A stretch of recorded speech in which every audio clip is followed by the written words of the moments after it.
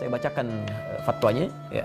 Dalam kondisi dalam kondisi penyebaran COVID-19 tidak terkendali di satu kawasan yang mengancam jiwa, umat Islam tidak boleh menyelenggarakan sholat Jumat. Saya bacakan, umat Islam tidak boleh menyelenggarakan sholat Jumat di kawasan tersebut sampai keadaan jadi normal kembali, dan wajib menggantikannya dengan sholat zuhur di tempat masing-masing. Demikian juga tidak boleh menyelenggarakan aktivitas ibadah yang melibatkan orang banyak dan diyakini dapat menjadi media penyebaran COVID-19 seperti jamaah sholat 5 waktu atau rawatib, sholat tarawih dan id di masjid atau tempat umum lainnya, serta menghadiri pengajian umum dan majlis taklim. Ini nomor 4 ini dalam kondisi penyebaran COVID-19 tidak terkendali.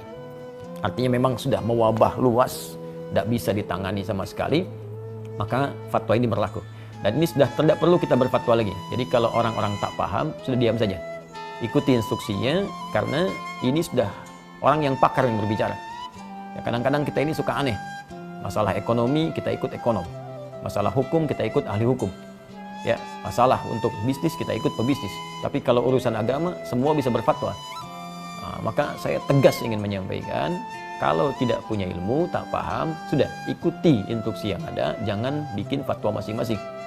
Nah, jangan sampai Anda bisa mengatakan misalnya, mohon maaf, ini kan bagian dari ibadah itu wajib kalau wafat sedang dalam keadaan sholat. Wafat itu tidak ada kaitan dengan virus atau yang lain. Kalau sudah tiba ajal ya wafat. Tapi ketentuan syariat mesti kita ikuti. Nabi saja meminta kita untuk menjaga diri. Anda bukan Nabi, bukan Rasul, menganjurkan sesuatu yang bertentangan. Maka itu sangat hal yang tidak diharapkan. Mohon izin saya meneruskan. 5. Dalam kondisi penyebaran COVID-19 terkendali. Nah ini, tolong catat juga ini.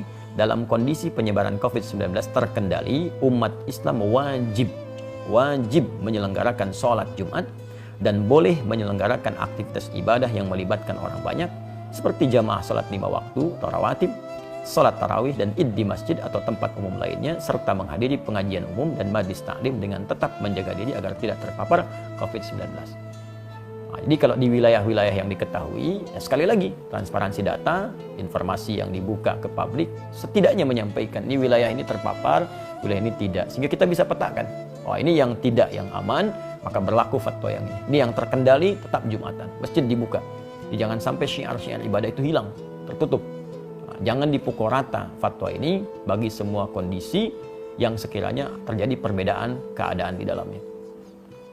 6. Pemerintah menjadikan fatwa ini sebagai pedoman dalam menetapkan kebijakan penanggulangan COVID-19 terkait dengan masalah keagamaan dan umat Islam wajib menaatinya.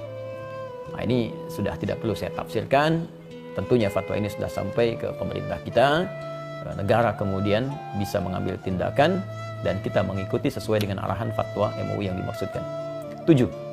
Pengurusan jenazah, ya, tajhiz al-janaiz yang terpapar COVID-19, terutama dalam memandikan dan mengafani, harus dilakukan sesuai protokol medis dan dilakukan oleh pihak yang berwenang dengan tetap memperhatikan ketentuan syariat, sedangkan untuk mensalatkan dan menguburkannya dilakukan sebagaimana biasa dengan tetap menjaga agar tidak terpapar COVID-19. Saya kira ini sangat jelas, ya, dan ini perlu berkonsultasi juga.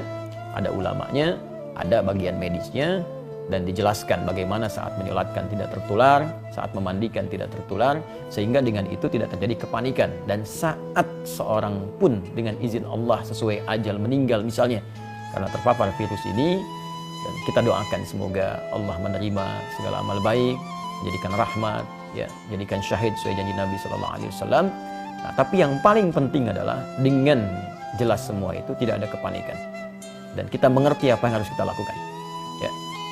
8. Tindakan yang menimbulkan kepanikan dan atau menyebabkan kerugian publik seperti memborong dan atau menimbun bahan kebutuhan pokok serta masker dan menyebarkan informasi hoax terkait COVID-19 hukumnya haram. Hukumnya haram, termasuk Anda pun yang menyebarkan informasi fatwa yang sembarangan, ya, yang bahkan tidak terkait dengan kondisi yang dihadapi, nah itu bisa salah juga.